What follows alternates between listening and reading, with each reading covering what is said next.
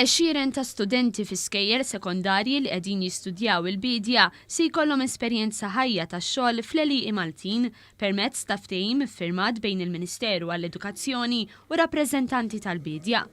Paul Portelli, bidwi li jaħdmu l-art tiegħu fuq bażi full-time, stqar li x-xogħol tal-bidja m'għandux sibtu ħadd. Waħda mill-isfidi li għandna il-ħadd taħna dejjem xogħol, il-bdiewa l-ħadd dejjem xogħol għax iridu jippreparaw għatnejn filgħodu għall-pitkalija.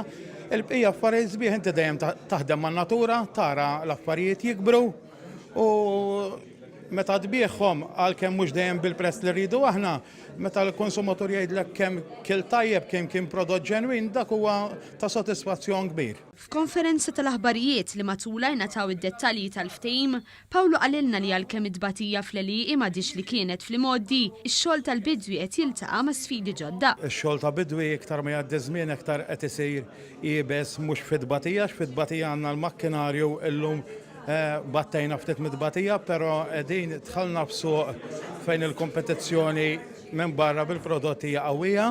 Pawlu ħeġġeġ li l-istudenti li qed jistudjaw il-qasam tal-agrikoltura biex jisfruttaw dan il-ftehim. Jien ngħidilhom ejjew permezz ta' dan il-ftehim jistgħu ħajjiġu ikunu jafu x'jirrikjedi x-xogħol u jmissu bajnejhom. Tal-inqas jekk ma jkomplux fuq is-suġġett imma jkunu jafu l-ikel minn fejn ġej. Permezz ta' dan il-ftehim, l-istudenti jistgħu jipprattikaw dak li jitalmu ma' nies bħal Pawlu li għandhom esperjenza twila f'dan il-qasam.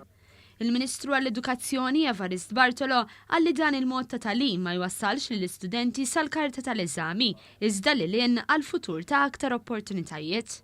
Sostna li x-xogħol fl-agrikoltura huwa bżonn już mhux biss għall-ekonomija Maltija imma anke għall-konservazzjoni tal-ambjent. Is-Segretarju Parlamentari Clifton Grima spjega kif l-edukazzjoni tagħti l-għodda li twassal lill-istudenti għal-dinja mimlija opportunitajiet.